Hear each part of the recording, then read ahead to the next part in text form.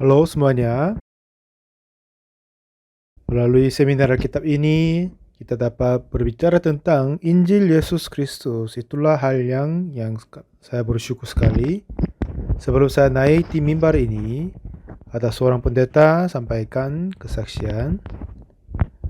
Dia adalah dulu pendeta, tapi masih dia sulit, terasa kesusahan sebab dosa. Tapi setelah dia dibebaskan dari dosa, merasa puji syukur itu mempengaruhi di dalam kita juga. Sungguh Tuhan memberi firman ini biar kita semua dapat bebas daripada dosa. Itulah yang kami mengucap bersyukur bagi Tuhan. Hari ini kita baca Yohanes pasal 6 mulai ayat 1 sampai 15. Yohanes pasal 6 mulai ayat 1 sampai 15 kita baca. Sesudah itu Yesus berangkat ke seberang danau Galilea, yaitu danau Tiberias. Orang banyak berbondong-bondong mengikuti dia karena mereka melihat mujizat-mujizat penyembuhan yang diadakannya terhadap orang-orang sakit. Dan Yesus naik ke atas gunung dan duduk di situ dengan murid-muridnya. Dan pasca hari raya orang Yahudi sudah dekat. Ketika Yesus memandang sekelilingnya dan melihat bahwa orang yang banyak berbondong-bondong datang kepadanya, berkatalah ia kepada Filipus, "Di manakah kita akan membeli roti supaya mereka ini dapat makan?" Hal itu dikatakannya untuk mencobai dia, sebab ia sendiri tahu apa yang hendak dilakukannya. Jawab Filipus kepadanya, "Roti seharga 200 dinar tidak akan cukup untuk mereka ini, sekalipun masing-masing mendapat sepotong kecil saja." Seorang dari murid-muridnya, yaitu Andreas, saudara Simon Petrus, berkatalah kepadanya, "Di sini ada seorang anak yang mempunyai 5 roti jelai dan 2 ikan, tetapi apakah artinya itu untuk orang sebanyak ini?" Kata Yesus, "Suruhlah orang-orang itu duduk." Adapun di tempat itu banyak rumput, maka duduklah orang-orang itu, kira-kira 5.000 laki-laki banyaknya. Lalu Yesus mengambil roti itu, mengucap syukur dan membagi-bagikannya kepada mereka yang duduk di situ. Demikian juga dibuatnya dengan ikan-ikan itu, sebanyak yang mereka kehendaki. Dan setelah mereka kenyang, ia berkata kepada murid-muridnya, "Kumpulkanlah potongan-potongan yang lebih supaya tidak ada yang terbuang." Maka mereka pun mengumpulkannya dan mengisi 12 bakul penuh dengan potongan-potongan dari kelima roti jelai yang lebih setelah orang makan.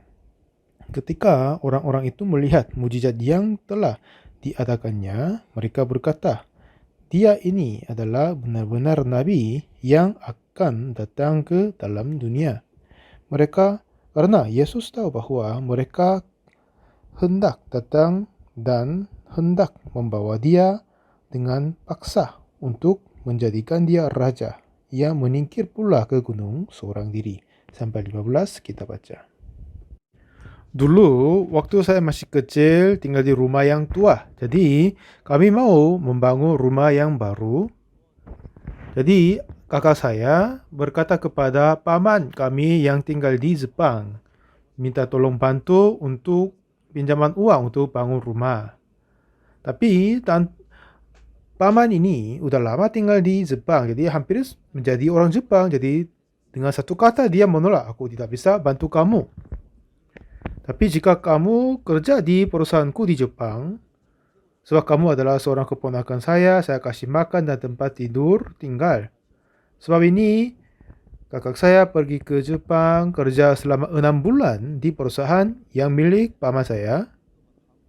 Waktu itu gaji Jepang sekitar 10 kali lipat dari gaji Korea. Jadi 6 bulan kerja itu sudah cukup menjadi banyak uang di Korea. Dengan ini kami mau membangun rumah baru. Dan pada saat kakakku kerja di Jepang, ayahku tersendirian. Jadi kakak saya berkata, "Sampai sekarang saya tinggal melayani, menjaga ayah kita. Tapi bagaimana tinggal sama ayah sama jaganya. Memang waktu itu saya melayani di gereja kecil di desa, jadi keadaannya tidak baik. Tapi tinggal bersama dan menjaga ayah itu sangat-sangat baik kepadaku. Jadi selama 6 bulan sebelum ayahku meninggal dunia, saya dapat melayani untuk ayah. Ini menjadi sangat-sangat berkat bagi saya. Saya merasa berbahagia juga. Dan istri saya melakukan baik kepada ayahku. Ada beberapa hal yang saya merasa berterima kasih kepada ayahku. Yang pertama, dia melahirkan anak laki-laki dan perempuan yang terbaik kepadaku. Dan kedua,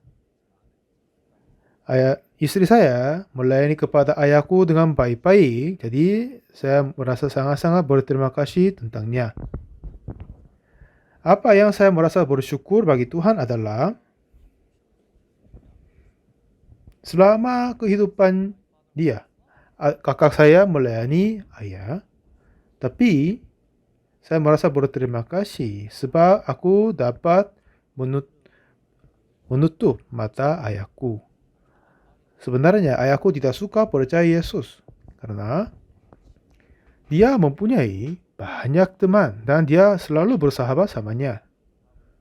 Jadi jika dia ketemu dengan teman-teman dan mau minum bersama, itu apa yang ia suka sekali. Dapat ada pesta-pesta di keluarga dan ulang tahun atau pernikahan anaknya, dia selalu hadir dan menyenangkan bersama.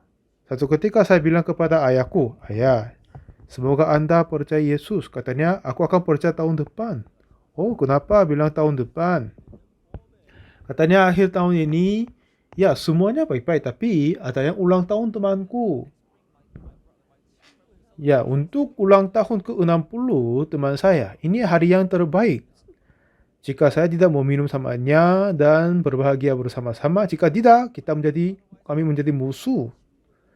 Nah, dengan begitu, kapan saja ada pesta, kapan saja ada yang ulang tahun dan pernikahan, selalu dia datang minum bersama. Ya, walaupun tidak terlalu banyak, tapi minum bersama, senang sukacita. Itulah hal yang satu-satunya yang kebahagiaan bagi ayahku. Jadi bilang, tahun depan aku percaya Yesus. Terus dia berkata. Dan tahun depan saya bilang, kalau begitu akhir tahun saya bilang. "Oh, kenapa Bapak?" Kata, "Akhir tahun." Katanya, bulan yang tengah tahun ini ada yang temanku dapat menantu. Jadi saya harus bersama dengannya. Dengan begitu dia mundur selama 10 tahun. Akhirnya ia menjadi sangat-sangat sakit dan lalu dia mendapat penyakit mah yang parah sekali. Akhirnya dia tidak bisa makan dan sulit sekali. Setelah ayahku meninggal dunia, banyak obat untuk penyakit mah keluar. Tapi zaman dulu, ya penyakit mah itu obatnya enggak baik. Jadi, walaupun kami berusaha, susah dapat obat yang baik untuk ayahku. Dan sebab penyakitnya ada yang pendarahan dari lambung. Sebab ini darahnya berkurang, hemoglobin masih berkurang juga. Satu ketika saya cek hemoglobin saya 14,4. Ini katanya nilai yang terbaik. Maksudnya sangat-sangat tebal yang darahnya. Nah, ada yang orang ambil darahku. Bilangnya, "Oh, hemoglobin 14,4 itu luar biasa," katanya. Tapi waktu itu ayahku nilai hemoglobin menjadi 8 dan sampai 6 dan turun jauh. Jadi kami harus mengisi darah yang juga. Setelah saya menghitung semuanya, kiranya ayahku tidak akan hidup lama. Ayahku tahu atau tidak, enggak tahu. Tapi masih dia tidak tahu, tidak peduli untuk percaya Yesus. Satu ketika saya berkata kepada ayah dan bilang tentang Yesus Kristus. Katanya, "Jangan khawatir, saya akan percaya, sebentar lagi saya akan percaya." Dia terus berkata. Tapi kiranya itu ayahku tidak terima. Dan beberapa hari kemudian, ayahku panggil saya. Dan dia selalu berkata dengan pakai nama anakku, "Ayo kamu, ayah Unsu ada enggak?" katanya. "Oh papa, iya," saya jawab dan datang. Lalu saya masuk kamar ayahku sama istri. Waktu saya masuk, ayahku dari baring mau duduk kembali, tapi tiba-tiba wek dan dia memuntah. Darah ada di lambungnya. Itu masih belum pernah melihat di dalam kehidupanku. Saya terasa kaget sekali. Dan istri saya juga menangis. Dan tapi ayah saya tidak bisa berkata apa-apa. Kiranya mungkin ya dia sekarang sudah dekat waktunya kematiannya. Lalu kami membersihkan kamar dan darah dan kasih selimut yang baru. Sebelum ayahku meninggal dunia. Tapi waktu itu saya dapat menjaga ayahku. Itulah hal yang berbahagia sekali. Saya tanya apakah ayah menjadi baik-baik, katanya masih baik. Dan saya bilang, "Ayah, jika engkau meninggal dunia tanpa kakakku masih belum tiba. Dan kami merindu dengar suaramu. Jadi sekarang saya membawa rekaman. Jika baik, coba ceritakan ada apa yang mau katakan kepada kami. Setelah kami rekam, akan putarkan untuk kakak dan kapan saja kami ingat tentangmu mau putarkan dan dengar ulang." Dan lalu membawa kaset tape dan mau merekam. Ayahku berbaring dan sekitar 60 menit ya, sekitar 1 jam dia berkata semua yang ia ceritakan. Apa yang terjadi sebelumnya yang kami tidak tahu, hal-hal yang ia merasa susah dan sulit, sedih, semuanya ya dia berkata. Dan semua isi dalam hatinya sudah ceritakan dia. Dan terakhir kali ia selesai, kata terakhir itu berkata, "Setelah aku mati, tempat pemakamanku ya samping mamamu, itulah yang baik.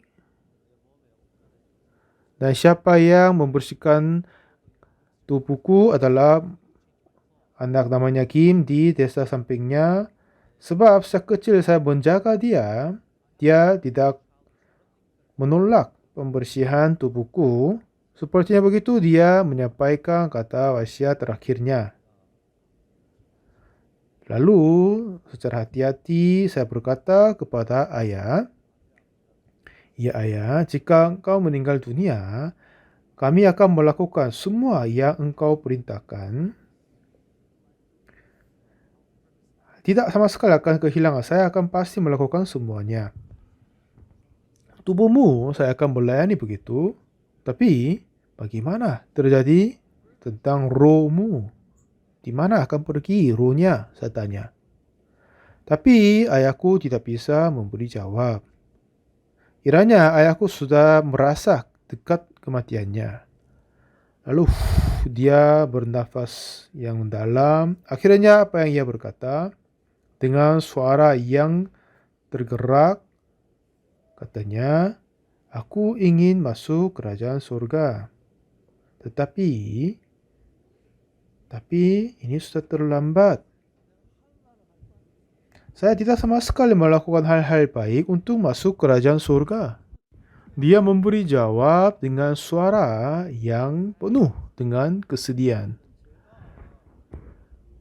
Saya menjadi penginjil. Itu menjadi sangat bersyukur dalam hatiku. Akhirnya saya datang di gereja-gereja di Amerika dan banyak orang mendengarkan khotbah yang saya sampaikan dan terima keselamatan Tuhan. Dan banyak pendeta-pendeta datang pribadi kepadaku. Katanya, "Pak Pendeta, ini adalah gerejamu. Kapan saja datang, apa saja engkau hendaki, lakukanlah. Ini gerejamu. Sebab semua jemaat ini menerima Yesus olehmu, Pak Pendeta. Ya, siapakah aku ini kan? Aku ini adalah yang paling kurang dari semua orang.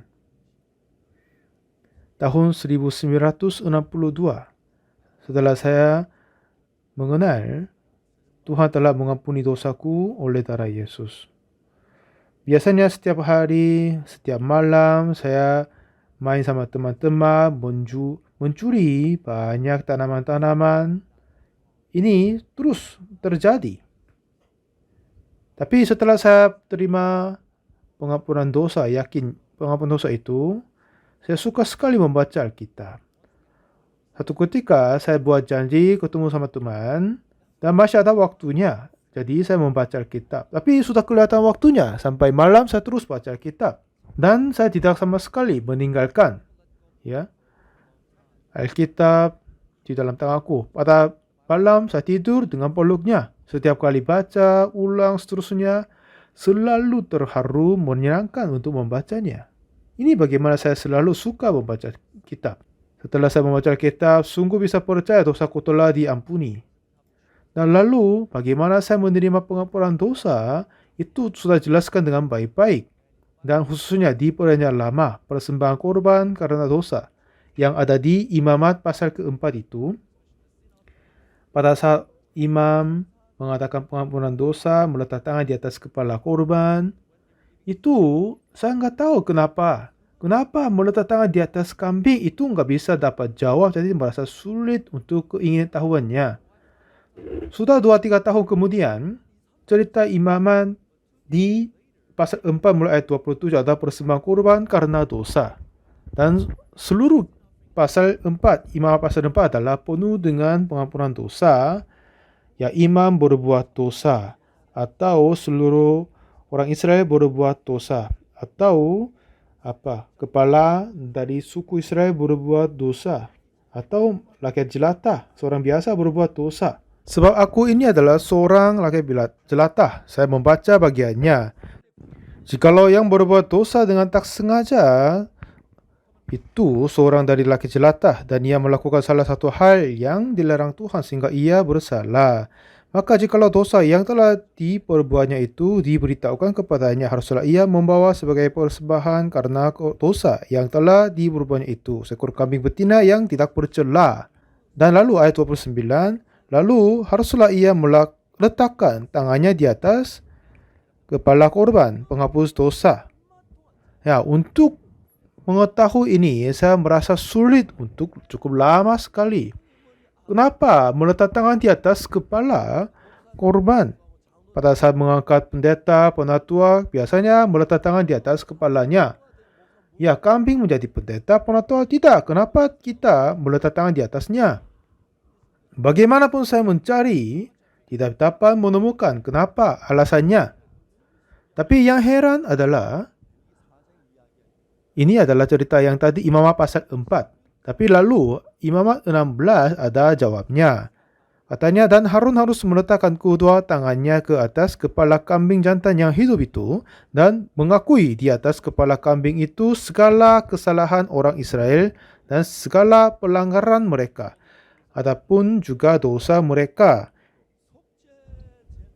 Nah, jadi tentang persembahan korban, dan itu lalu kambing ini akan mati. Sebelumnya dia terima, dipertanggungkan dosanya dulu dan mati. Tanpa itu dia mati sendiri, itu tidak akan menghapuskan dosa orang Israel kan? Nah, inilah sebabnya meletakkan tangan di atas kambing atau domba untuk menanggungkannya. Jadi, Yesus juga menerima meletakkan tangan untuk menghapus dosa kita. Dan bagaimana Yesus terima dosa kita? Lalu saya temukan Matius pasal 3 ada ceritanya. Pada saat Yohanes Pembaptis memberi baptisan di Sungai Yordan, Yesus datang kepadanya untuk dibaptis olehnya. Tapi Yohanes mencegah dia. Akulah yang perlu dibaptis olehmu dan engkau datang kepadaku, dia berkata. Tapi dari mulut Yesus ia berkata hal yang luar biasa. biarlah hal itu terjadi. Karena demikianlah sepatutnya kita menggenapkan seluruh kehendak Allah, yaitu seluruh kebenaran dan kehendak Allah kan. Jadi untuk menggenapkan seluruh kehendak Allah, yaitu pembenaran, harus menghapuskan semua dosa. Untuk ini Yesus harus menerima baptis oleh Yohanes, katanya. Yohanes biasanya memberi baptisan tentang baptis pertobatan. Tapi Yesus bukan orang yang berdosa, jadi dia tidak perlu dibaptis pertobatan. Tapi inilah saatnya seperti imam menanggungkan dosa kepada kambing, seperti Yohanes Pembaptis sebagai perwakilan manusia menanggungkan kepada Yesus. Dan kemudian apa? Pada keesokan harinya, Yohanes melihat Yesus datang kepadanya dan ia berkata, "Lihatlah anak domba Allah yang menghapus dosa dunia." Nah, jika kita membaca hanya satu sisi saja di dalam kitab, tetapi setelah kita menghubung ini dengan yang lain, ya, pada saat Yohanes memberi baptisan kepada Yesus, itulah saatnya dosa telah ditanggungkan kepada Yesus. Dan Yesus bilang apa? Biarlah hal itu terjadi. Karena demikianlah sepatutnya kita menggenapkan seluruh kehendak Allah. Jadi dengan ini membenarkan kita, menyucikan kita dari dosa. Inilah apa yang kehendak Allah. Ini apa yang indah sekali kepada kita semua. Jika kita membaca kitab, sungguh ya, Tuhan telah menghapuskan semua dosa kita. Ini sudah jelas sekali di dalam Alkitab. Waktu saya masih ada dosa, saya mencuri banyak, berbohong banyak sekali juga. Tapi sekarang semua dosa-dosa ini sudah dihapuskan dengan sempurna. Ini apa yang Alkitab sudah berkata. Sepertinya Roma 3 ayat 23 bilang apa? Semua orang telah berbuat dosa dan telah kehilangan kemuliaan Allah. 24, dan oleh kasih karunia telah dibenarkan dengan cuma-cuma karena penebusan dalam Kristus Yesus. Sudah dibenarkan dengan penebusan Yesus. Tuhan telah membenarkan kita. Kenapa? Sebab kita berbuat sesuatu? Tidak. Tapi Yesus yang menebus kita. Sebab Yesus mati sampai menumpah darah. Dengan darahnya telah menebus semua dosa kita, menghapuskan dosa kita. Tapi masih ada yang banyak. Ada di dalam dosa, ada yang berkata diri orang-orang berdosa. Banyak sekali. Nah, khususnya banyak gereja-gereja yang ada di Korea, banyak pendeta-pendeta, mereka ajar yang beda, salah dari Alkitab. Sungguh Yesus telah menghapuskan semua dosa kita. Jadi telah membenarkan kita. Tapi banyak yang mengajar kita masih orang berdosa. Kita harus bertobat katanya, meminta ampun untuk menerima pengampunan. Tapi kita tidak boleh melakukan sesuatu untuk menghapus dosa. Karena 100% semua dilaksanakan di atas kayu salib. Hanya kita tinggal percaya dalam hatinya oleh iman. Jadi semuanya sudah tahu firman Tuhan secara teori. Tapi dengan hati apa terimanya? Dengan tentang hal ini, Yohanes pasal 6 jelaskan kepada kita dengan baik sekali. Satu ketika, Yesus melihat banyak orang berkumpul datang kepadanya, sejumlah besar 5.000 orang. Dan Yesus mau kasih makan kepada mereka dan tanya kepada Filipus, dari mana kita dapat cari makanan untuk kasih kepada mereka? Nah, dalam pandangan dan hitungan Filipus berkata apa? Roti seharga 200 dinar tidak akan cukup untuk mereka ini, sekalipun masing-masing mendapat sepotong kecil saja. Nah, di dalam kata Filipus sekarang ini, roti seharga 200 dinar tidak akan cukup untuk mereka ini. Dia berkata semua hal-hal ini yang perhitungannya, tapi dari mana dapat uang, dari mana beli roti, bagaimana kasih kepadanya, ya yang detail, yang semuanya tidak ada dari kata Filipus. Secara teori, ya memang jika dia berkata 200 dinar kita butuh untuk beli roti. Tapi sekarang ini apa? Sampai kota-kota yang besar ini pun sulit sekali cari makan buat 5.000 orang kan? Sulit sekali. Tapi di hutan dan gunung, di mana? Walaupun mereka punya uang 200 dinar, tapi di mana mereka cari makan untuk 5.000 orang kan?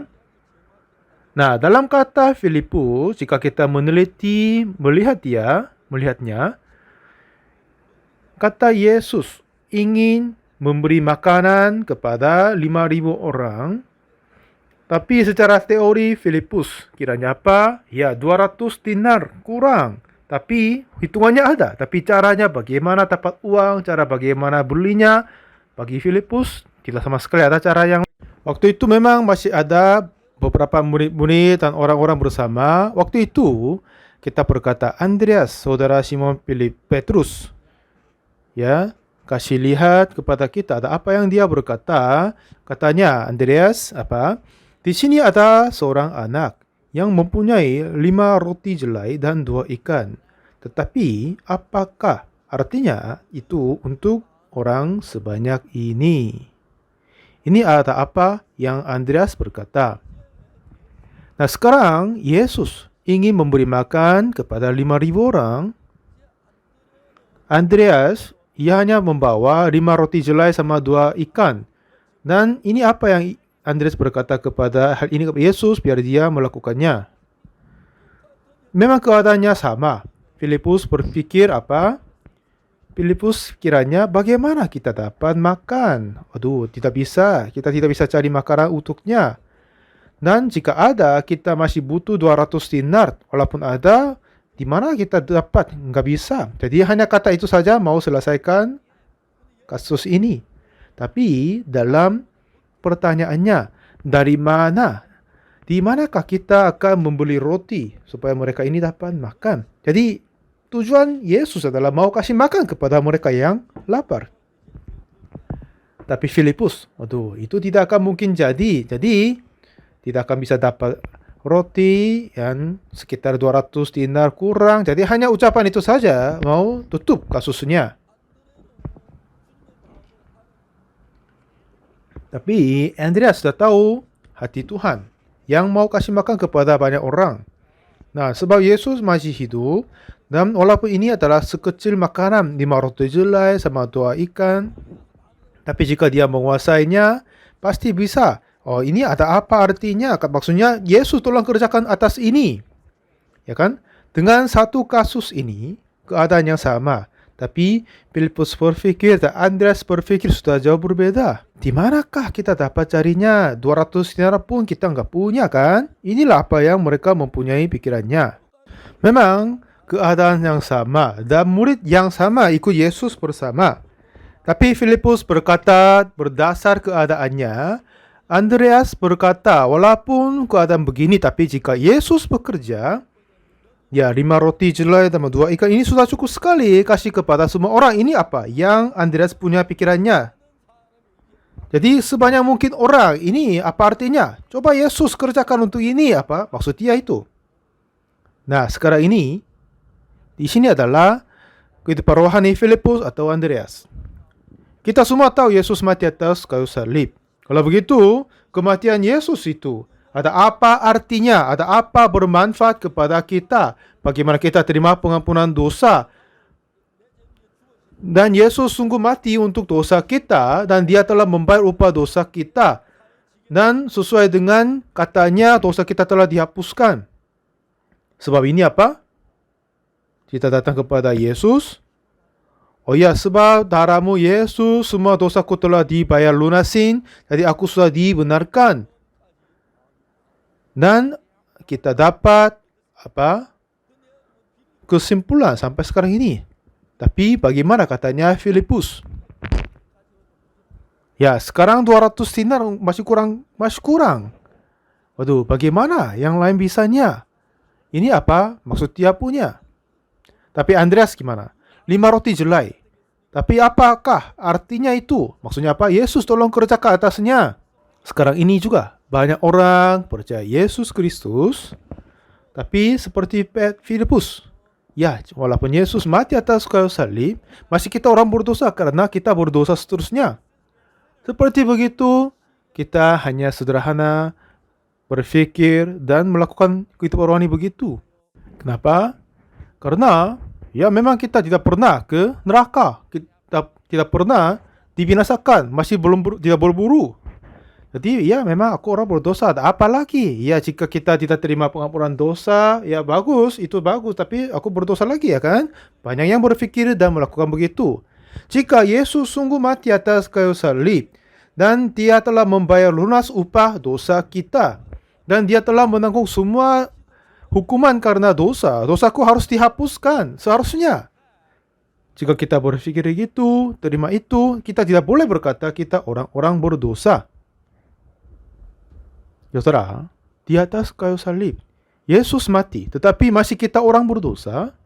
Kalau begitu apa? Kematian Yesus itu sia-sia kan? Banyak orang bernyanyi, puji nyanyian. Oleh darahnya kita terima pengampunan. Dan juga apa? Indahlah harinya Yesus membasuh dosaku. Indahlah harinya Yesus membasuh dosaku. Terus mereka berdoa, ya Tuhan tolong ampunilah orang yang jahat berdosa ini. Baru sebelumnya apa? Indahlah harinya Yesus menghapus dosaku. Ya dia bernyanyi begitu. Tapi sekarang doa gimana? Ya Tuhan tolong ampunilah dosaku. Ini seperti iman seperti Filipus. Oh iya, udah. Jika kita kasih makan untuk 5.000 orang itu baik. Tapi masih butuh 200 dinar. Di mana kita punya? Ya memang kita tahan aja. Kurang 200 dinar. Dan juga jika ada uang, di mana kita cari uang makannya? Ini apa? Filipus punya hatinya. Tapi Andreas, ya dia sudah pernah melihat, menyaksikan banyak kali Yesus kerja. Yang bangkit, orang yang sakit 38 tahun dan suruh dia bangun. Dan dia sudah menyembuhkan orang-orang sakit juga. Dia mengalami banyak hal-hal dari Yesus Kristus. Ini apa? Hanya 5 roti jelai. Tapi jika Yesus sudah bisa memberi kepada 5.000 orang dari Andreas, sudah mempunyai iman kepada Yesus. Kepada mereka yang kurang tahu tentang Yesus. Walaupun Yesus mati atas kayu salib, kiranya mereka masih orang berdosa. Banyak yang berpikir begitu. Tapi jika kita sungguh mengetahui tentang Yesus Kristus, ya, setelah Yesus mati, kita tidak lagi orang berdosa. Karena semua upah dosa kita telah dibayar lunasin di atas kayu salib dengan darahnya. Itu jelas sekali, kita semua dibenarkan, dikuduskan. Dengan kematian Yesus, tidak membawa pengampunan dosa kepada kita, tetapi dengan ini Tuhan mau memberi 100 juta. Kalau begitu ya, pasti semua orang datang dan terima 100.000 juta. Sebab hal ini tidak akan terjadi di depan mata kita, yaitu jatuh ke neraka atau yang lain, tidak akan langsung terjadi kepada kita. Jadi kita hanya melakukan kehidupan rohani sangat sederhana. Tetapi penderitaan Yesus atas kayu salib, kenapa dia menderita? Kenapa dia mati atas kayu salib? Dan jika dia mati sebab untuk main-main, jika dia mati menumpah darah dengan main-main, untuk apa dia menderita luka dengan penderitaan sakit penyakit? Untuk apa? Untuk selamatkan kita. Itulah sebabnya dia mati atas kayu salib. Dengan itu ia telah melunas semua upah dosa kita. Tapi masih yang berkata, aku tolong ampunilah dosaku. Waduh, semuanya secara semua teori dan tidak sesungguhnya. Saya sungguh-sungguh berkata kepada ayahku bahwa, ayah, jika ayah meninggal dunia, di mana engkau pergi? Kata ayah, aku ingin datang ke kerajaan surga. Tapi ini sudah terlambat. Aku harus mempunyai perbuatan yang baik untuk masuk kerajaan surga. Begitu dia berputus asa di dalam hatinya. Tapi saya merasa syukur, berterima kasih banyak. Sebab pada saat kematian dekat, ayahku datang kepada saya.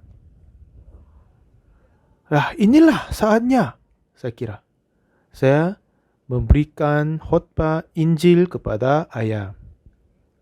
Bagaimana Yesus mati atas kayu salib dengan menumpah darah, dan bagaimana dosa ayah pindahkan kepada Yesus, dan dia telah menerima penderitaan sebab dosa kita dan menghapuskan dosa kita.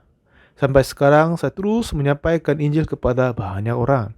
Dan satu ketika, waktu itu saya berfikir, ya semua penginjilan, pemberitaan Injil ini untuk latihan.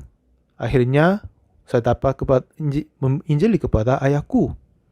Untuk singkat waktu, ayahku dengar kata saya, lalu dia berbaring dan memandang di atas, lalu ia berkata, Tuhan, terima kasih banyak. Tuhan Yesus, terima kasih banyak. Untuk dosaku, engkau telah mati menumpah darah di atas kayu salib. Begitu ayahku merasa sangat damai di dalam hatinya. Setelah ayahku meninggal dunia, ya kakak saya baru pulang dari Jepang. Kakak saya berkata, ia berusaha naik penerbangan pulang ke Korea setelah ia diberitahukan ayahku sakit. Sebab dia masih ada tiket pesawat, hanya tinggal naik saja, tapi tidak ada yang tempat duduk, jadi dia dimundurkan seterusnya. Jadi dia tidak bisa datang pada waktunya. Lalu dia naik kapal dan datang. Dan jam 12 kapal tiba di Busan. Tapi sampai pagi yang pegawai bea cukai datang, mereka tidak akan izin keluar. Dan malam hari itu dia ingin sekali meloncat di keluar untuk datang. Tapi enggak jadi. Lalu dia pulang ke kampung, ayahku udah meninggal dunia. Jadi kakak saya merasa sedih sekali, sedih parah dia. Kakak bilang, aku adalah anak yang jahat, anak yang tidak baik. Tapi dalam hati saya bilang, aku anak baik, aku orang yang baik. Saya merasa gembira. Walaupun ayahku meninggal dunia, tapi dia masuk kerajaan surga. Jadi saya gembira. Setelah ayahku meninggal dunia, kakak saya mau membuat tempat peringatannya. Saya bilang, ya ayahku sudah meninggal dunia dan masuk kerajaan surga. Apa gunanya itu tempat peringatannya? Kakak saya bilang, aku tahu ini semuanya tidak berguna. Tetapi sebab aku tidak melakukan baik kepada ayah, jadi walaupun ini saya harus melakukan untuk mendamaikan hatiku. Jadi jangan berkata apa-apa lain. Dengan begitu ia berkata membuat tempat untuk penderitaan dia sendiri. Jadi pada hari yang pertama, hari yang penuh bulan, dia selalu datang dan dia menangis di sana. Tapi bagi saya merasa berterima kasih banyak sekali kepada Tuhan sebab ayahku menerima keselamatan Tuhan. Sebab kakak saya pergi ke Jepang, jadi saya dapat hidup bersama ayahku. Ada apa yang peringatan yang lucu adalah sebab ayahku masih suka minuman alkohol dan dia tinggal di dalam gereja sama saya kan.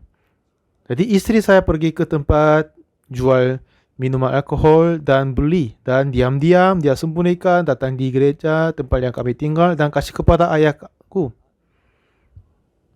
Nah, untuk singkat waktu istri saya melayani ayahku, tapi itu sudah cukup baik, dan kerja untuk ayahku terima pengampunan dosa itu ya bagus sekali. Ayah saya lahir di desa dan tinggal bersama dengan teman-temannya. Dan waktu kami membawa dia sebelum dia meninggal dunia ke desanya dengan ambulans dan tiba di tempat di mana dia lahir. Setelah dia bangun dari ketiduran dan dia panggil aku, ayo kamu datang ke sini. Ya Bapak, saya datang. Oh semalam ya kita naik apa itu? Ambulans? Waduh itu bagus. Selalu saya naik kendaraan yang lain itu capek, susah sekali karena jalannya semuanya gunungan. Tetapi kali ini aman, saya terasa nyaman sekali.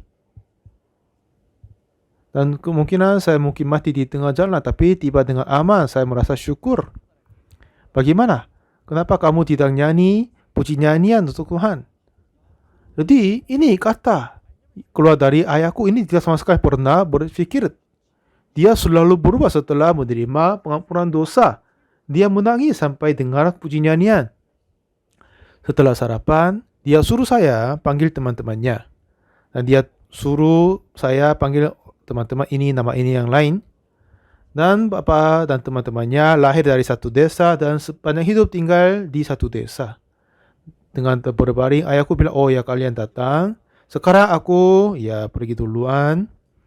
Sekarang saya pergi ke kerajaan surga dengan percaya Yesus yang anak kedua ini percaya. Dan saya datang dahulu dan siap sediakan tempat yang terbaik. Kalian juga percaya Yesus, anak kedua ini percaya dan masuk kerajaan surga. Mari kita hidup sukacita lanjut di kerajaan surga. Karena saya selalu senang bergaul dengan kalian. Ayah saya membagikan kebahagiaan dengan teman-teman, membagikan kesulitan, penderitaan bersama. Dia selalu memperpentingkan teman-temannya di dalam hidup dia. Selalu bersahabat sama temannya. Akhir-akhirnya setelah ayahku menerima pengampunan dosa, ia berkata kepada temannya, percayalah Yesus. Dengan sesungguh hati dia berkata begitu. Semua sepupu dipanggil oleh ayahku dan ayah berkata, ya ayahmu dulu terjadi yang ini dan yang lain, terus dia ceritakan semuanya. Jadi sekarang semua kalian percaya Yesus yang maksud percaya. Setelah dia terima pengampunan dosa, dia hidup 3 hari kemudian. Selama 3 hari dia hidup semangat kudus yang luar biasa. Selama 70 tahun ia hidup. Dia hilang 3 adik di perang. Dan sejak awalnya dia hilang istrinya, lalu mendapat peperangan Korea, jadi banyak kali dia sempat mati. Walaupun begitu, dia punya teman-temannya dan keluarganya. Dan sekarang dia tinggal bersama dengan Yesus di kerajaan surga untuk selama-lamanya. Setelah ayahku meninggal dunia, kakak saya merasa sedih sekali. Katanya, aku orang jahat, aku anak jahat karena aku tidak menjaga kematian ayahku. Aku berusaha semuanya, tapi dia merasa sedih sekali. Tapi dalam hatiku saya bilang, aku anak yang baik. Sebab apa? Aku antar ayahku di kerajaan surga kan? Lalu, ya Tuhan, aku bisa memberitakan ini kepada siapa saja. Tuhan yang memimpin hati ayahku dapat menerima pengampunan dosa. Tuhan yang memimpin aku, selamatkan aku dari dosa. Semua jemaat, saudara-saudari di gereja kami, untuk Tuhan menjaga hatinya, menerima hatinya. Yesus mati atas kayu salib dan lagi pula menuntun dan menerima pengampunan dosa. Banyak hal-hal yang luar biasa dilaksanakan oleh Tuhan. Ada seorang saudari di gereja kami, katanya, ya Pak Pendeta, ada teman saya tinggal di kota yang lain. Katanya dia mau kenakan sama saya. Ini adalah cerita saudari Kim Juan. Setelah saya dengar ceritanya, itu yang heran. Waktu saudari gereja kami ajak saudari Kim Juan ini, dan ia berkata, ya saudara, yang mau saya berkata, ada apa? Bilang, saya mau kenalkan Anda di pendeta kami. Oke, baik, saya akan ketemu dia. Dan bagaimana caranya? Dan naik kereta ke kereta Seoul, saya akan jemput kamu. Dengan begitu, saudari di gereja kami jemput saudari ini Kim Juan dan datang kepadaku. Dan lalu saya ceritakan kepadanya, dan dia menceritakan dia bagaimana dia mencerai.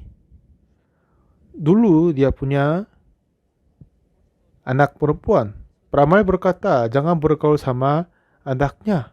Jadi tinggalkan anaknya di kota Seoul, keluarganya, dan tinggal sendirian. Dan peramal berkata juga, keluarkanlah ibumu dan kakakmu yang bantu bisnisnya. Dan keluarkan dan dia menjadi sendiri lagi. Dan satu ketika, semalam dia dengar suara, hai Juwon. Tapi di situ tidak ada apa-apa. Tidak ada suara terjadi apa? Ya, kamu sekarang bersusah hati, capek sekali, kamu harus istirahat. Jadi ini suaranya terasa hangat sekali. Buka jendelamu dan loncat dari seadanya. Itu apartemennya tinggi, 38 lantai. Dan dia ingin sekali loncat dari sana. Ya, jika aku loncat, itu udah selesai. Aku akan menjadi damai. Itu semuanya selesai, kiranya. Katanya dia hampir mau loncat dari atas. Tapi tiba-tiba dia berpikir, sadar apa? Sebulan yang lalu teman-teman mereka berjanji ke gunung. Dan mereka saling berjanji baru malam sebelumnya. Mereka tertawa, bergaul, cerita-cerita. Tapi tiba-tiba ada seorang teman menggantung diri di kamar mandinya. Jadi, tapi baginya tidak sama sekali ada alasan membunuh diri. Kenapa dia bunuh diri? Ini semuanya tidak tahu. Lalu dia sadar, oh, teman ini mati karena dia ikut suara ini. Lalu dia mengunci pintunya. Setelah itu dia diam di dalam kamarnya. Dan itulah saatnya saudari kami telepon kepadanya. Ayo, kamu sedang apa? Oh, sekarang saya mau cari rumah sakit jiwa di internet. Ada apa? Saya mau konsultan katanya. Dan dia bilang, ya ada sesuatu yang saya mau berkata kepadamu. Ya, ceritakannya, kata dia. Saya ingin kamu ketemu dengan pendeta kami. Dengan ini, saudari ini datang gereja kami. Lalu dia ceritakan bagaimana dia bercerai. Dan bagaimana dia keluarkan kakaknya dan ibunya dari perusahaan. Dan sebab kata peramal dia tinggalkan anaknya di kota yang jauh. Memang dia sendiri tidak tahu ada apa yang terjadi kepadanya. Tapi apa yang saya lihat, roh jahat sedang merencanakan untuk membunuh dia. Membuat dia membunuh diri. Dan membuat dia isolasi dan pisahkan dari keluarga. Saya dapat tahu ini. Lalu saya ceritakan, ya ibu harus percaya Yesus. Dari pandangan saya, ini dia sudah dekat sekali kematian. Iblis sedang menguasai, berencanakan untuk dia mati. Tapi orang ini bilang, aduh, ya apa pendeta, nanti aja, nanti saya percaya. Dia bilang, ya kan? Waktu itu, katanya, aku berteriak kepadanya. Jangan, harus percaya sekarang ini, saya bilang. Tiba-tiba, dia tanpa sadar terima pengampunan dosa. Tapi keselamatan, pengampunan dosa begitu baik. Lalu Alkitab yang saya sering pakai, saya kasih kepadanya, coba bacanya. Dan pada saat dia pulang ke kotanya naik kereta, lalu dia percaya Yesus dan yakin. Dan sebelumnya dia selalu merasa takut. Ya, jika saya meninggalkan peramal dan hantu-hantunya, mungkin anakku mati atau tidak kebahagiaan datang. Tapi setelah Yesus mati atas kayu salib dan saat dia terimanya, dia selalu menjadi aman dan membakar semua tulisan-tulisan dari peramal itu juga. Peramal itu berkata kepadamu, keluarkanlah kakakmu, ibumu, dan jauhkan anakmu. Itu saya jelaskan kepadanya. Ini adalah strategi iblis untuk saudari membunuh diri. Setelah jika anaknya bersama dengannya, apakah dia bisa bunuh diri? Jika kakaknya, ibunya tinggal bersamanya, apakah dia bisa bunuh diri? Jika suami bersamanya, apakah dia bisa bunuh diri? Tidak kan? Jadi iblis sekarang merencanakan dia bisa bunuh diri setelah dia menjadi sendirian. Sekarang, saudari ini sudah dekat kematian. Dia tidak bisa mengatasi tipuan iblis sedang ditipu. Tapi katanya, aku akan percaya sebentar lagi katanya. Aku berteriak kepadanya. Waduh ibu, kalau gitu menjadi masalah yang berat, besar. Saya berkatanya. Ia tidak tahu kepada diri sendiri. Lalu dia terima pengampunan dosa. lalu pulang. Lalu dia balik ke rumahnya, membakar semua yang patung-patung yang lain. Ya, jika Yesus mati untukku di atas kayu salib, dia tidak akan menyulitkan aku kiranya. Iman mulai masuk ke dalamnya. Setelah kami berpikir tentang itu, bersyukur sekali Yesus yang menyelamatkan kita. Kita semua, ya, Tuhan ingin menyelamatkan kita. Sepertinya Dia membuat jalan untuk mengampuni dosa kita. Jika kita berpikir tentangnya, jika Dia datang kepadaku saat itu, ya, satu ketika Dia akan ditarik oleh roh-roh yang jahat dan nanti bunuh diri. Jika Dia meloncat dari jendela, akan menjadi damai. Terus ada yang suara-suara datang kepadanya, dan itu terasa hangat kepada dia, merasa bagus sekali kepadanya. Jika Anda meloncat dari jendela, akan menjadi baik kiranya. Seperti begitu, ini bagaimana setan memimpin hati orang. Tapi banyak orang masih kurang tahu tentangnya. Dan juga di dalam kehidupan rohani juga, hanya melakukan saja seperti Filipus. Oh ya, seperti yang teori, hanya 200.000, 200 dinar kita kurang. Ya udah, itu tidak akan mungkin jadi. Tapi sebaliknya, Andreas sudah tahu hati Tuhan. Ya, Tuhan ingin sekali kasih makan kepada 5.000 orang. Sebab Ia adalah yang berkuasa. 5 roti jelai, 2 ikan ini sudah cukup baginya. Ya Tuhan, ada yang anak mempunyai 2 ikan sama 5 roti jelai. Tapi apakah artinya itu kepada orang banyak ini? Maksudnya apa? Tuhan, kerjakan ini, kerjakan atasnya. Lalu Tuhan Yesus berdoa, mengucap, lalu suruh mereka duduk dan kasih makanan kepada 5.000 orang dengan sepuasnya. Mereka semua murid Yesus, berada di satu tempat, ikut Yesus bersama. Tetapi Filipus adalah seorang yang formal saja. Jadi, ya, untuk kasih 5.000 orang, ini tidak akan mungkin jadi. Dia berpikir begitu. Dan juga walaupun ada, ya, di mana kita dapat cari makan untuk 5.000 orang, itu tidak akan mungkin jadi. Ya, pikirannya berhenti sampai sekarang. Tapi Andreas sudah tahu tentang Yesus. Ya, jika dia berkuasa mengucap syukur, sudah cukup sekali memberi makanan kepada 5.000 orang. Inilah perbedaan yang mempunyai iman dan tidak. Kepada yang tidak punya iman, semuanya menjadi beban dan sulit, merasa susah. Tapi pekerjaan semua yang kita kerjakan di dalam Yesus, semuanya menjadi berbahagia. Kali ini, setelah saya pulang dari Amerika, saya dapat flu. Biasanya jarang, tapi sebab kena flu merasa capek sekali. Jadi, juga ya Pak, keberbedaan waktunya malam siang sudah terbalik bagi saya. Jadi, setiap jam siang saya ingin tidur sekali. Dulu saya bisa tahan keberbedaan waktunya, tapi kemungkinan menjadi tua lagi, akhirnya ini sudah susah sekali untuk tahannya. Setelah makan siang, saya mau ajar Alkitab kepada murid STT, tapi waktu itu nggak bisa tahan. Jadi aku berhenti Bible study dan mau istirahat sebentar. Setelah berbaring, ya, saya bangun jam 5 sore. Dan saya tanya kepada dia, kapan saya masuk tidur? Saya tanya. Katanya, Bapak Pendeta masuk istirahat jam 2. Jadi saya tidak pernah tidur siang sepanjang waktu, ya. Selama 3 jam saya tidur siang. Dan malam hari ini saya tidak boleh tidur.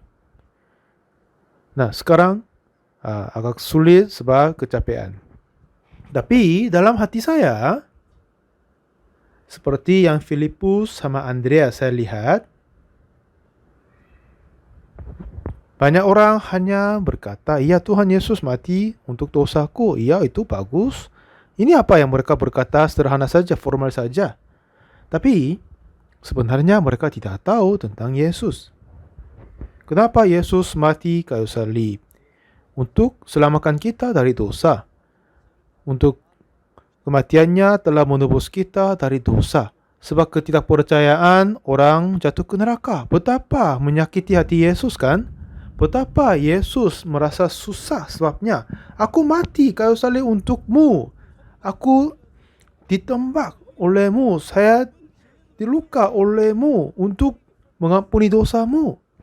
Tetapi masih ada yang banyak berkata orang berdosa.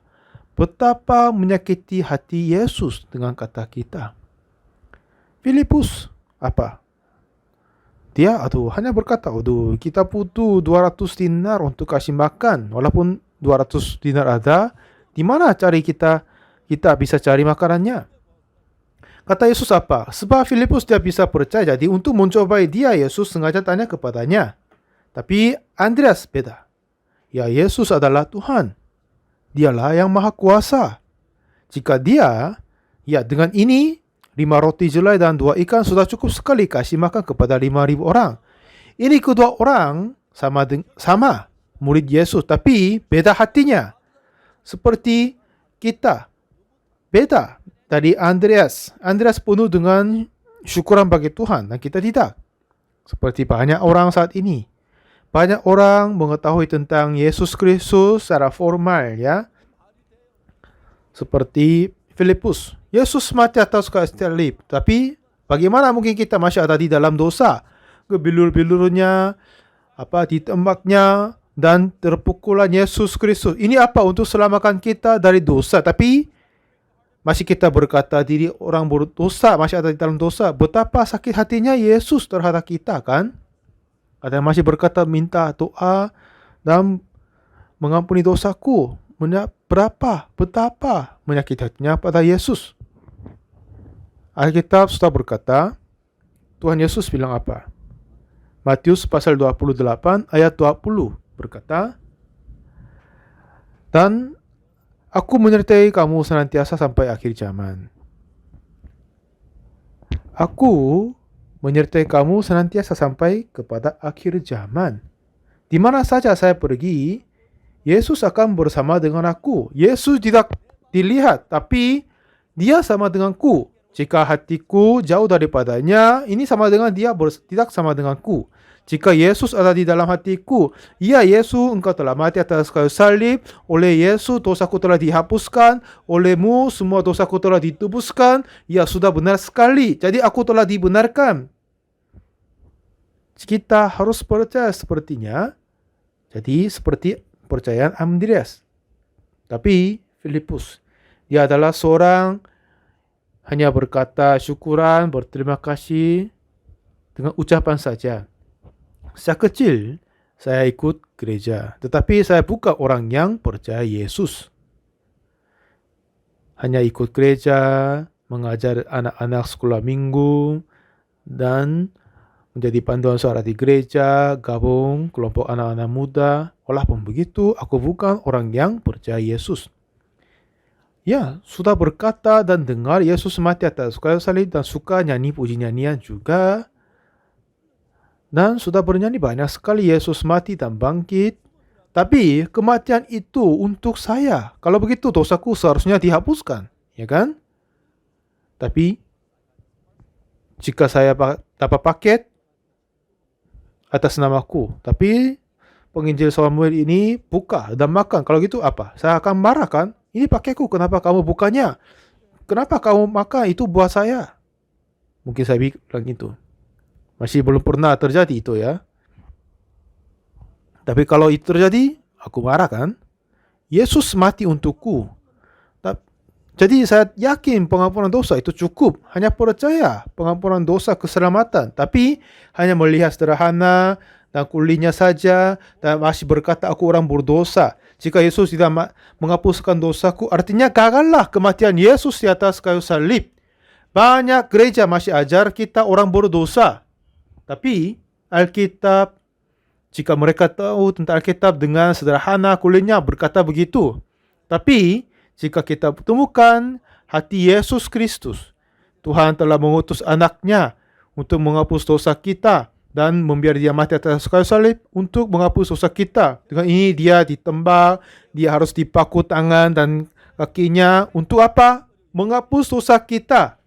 Tapi jika kita mengabaikan semuanya dan masih ada di dalam dosa, itu tidak akan mungkin. Terimalah hati Yesus. Dia mati atas kayu salib dan ditembak dan menerima mahkota duri. Dengan itulah, begitu penderitaan, dia menerima semuanya untuk mengampuni kita dari dosanya. Sekarang kita hanya datang gereja dan mengetahui dengan beberapa ayat-ayat dalam kitab. Tidak hanya itu saja, tetapi mari kita menghitung hati Yesus yang mati untuk kita. Yesus yang menumpah darahnya. Ini kedua murid yang mengikut Yesus kebersamaan, Andreas sama Filipus. Tapi Filipus, dia hanya mempercayai Yesus secara kulinya, secara formalnya. Bagaimana? Di manakah kita membeli roti supaya makan? Mereka ini dapat makan. Secara formal, Filipus berkata, roti seharga 200 dinar tidak akan cukup untuk mereka ini. Tapi Andreas, sampingnya sudah beda. Di sini ada seorang anak yang mempunyai 5 roti jelai dan 2 ikan. Tetapi apakah artinya itu untuk orang sebanyak ini? Yang lain mungkin berpikir, aduh, apakah itu dikatakan murid Yesus? Berapa banyak roti kita butuh? Tapi hanya membawa 5 roti tidak akan mungkin jadi. Murid-murid yang lain berpikir begitu. Ya kan? Aduh, kenapa Yesus mengangkat murid yang bodoh ini, yang lebih baik pilih yang pintar? Mungkin Filipus dalam hatinya berkata begitu. Tapi Andreas, dia sudah tahu hati Tuhan. Beda dari Andreas. Yesus bilang apa? Dari mana? Di manakah kita akan beli roti supaya mereka ini dapat makan? Yesus ingin memberi makanan. Dan Yesus punya kuasa. Jika ia mau memberi makan, dia sudah bisa cukup memberikan. Jika Yesus semuanya mungkin. Jadi dia membawa makanan kecil kepada Yesus. Apa artinya ini kepadanya? Lalu Yesus berdoa di atasnya dan membagikan kepada banyak orang. Lalu semua orang makan sepuasnya, sisanya sudah 12 bakunya. Jadi saudara, ya bagaimana hari ini mungkin terjadi kan? Saya masih belum pernah melihat mujizat seperti 5 roti bisa cukup 5.000 orang. Tetapi mujizat-mujizat yang Yesus kerja di dalam hatiku dan juga sembuhkan orang-orang yang hampir mati. Dan menolong kepada banyak yang sulit. Aku mengalami banyak sekali. Jadi, saya tidak percaya Yesus. Seharusnya percaya Yesus. Karena pekerjaan Yesus kepadaku luar biasa dan sangat berharga. Dan Yesus datang untuk mengampuni dosaku. Apakah ada kekurangan? Tidak. Dengan sempurna, ia telah membayar lunasin upah dosaku dan selamatkan kita dari dosa. Sekarang banyak orang masih berkata diri orang-orang berdosa. Tapi ini suara yang menyakiti hati Yesus. Saudara, kita tidak lagi orang berdosa.